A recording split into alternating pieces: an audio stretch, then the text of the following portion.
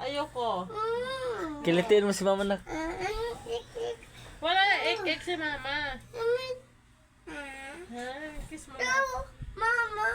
Ayoko nga. Si Batang Tricycle mga idol. Ikaw na lang kilitiin. Kaya tinawag Batang Tricycle yan mga idol kasi sa tricycle pinanganak yan mga idol.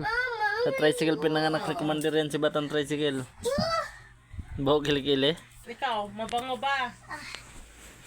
May nga, mabango. Baho. Nakasando pa to. Naka-t-shirt tas nakasando. Hala! Oh, parang school. Amoy ko kilikili mo nak. Paano ka kilikili kay Papa? Batang Tricycle.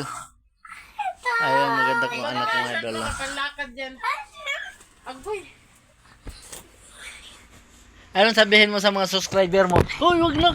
Sabihin mo, maraming salamat po mga subscriber na nag-subscribe kayo sa akin. Nagdidik ka, Papa. Matulog ka na. Makadidik ka na naman ka, Papa, mamaya. Sige ka. Batang Tricycle. Sige na.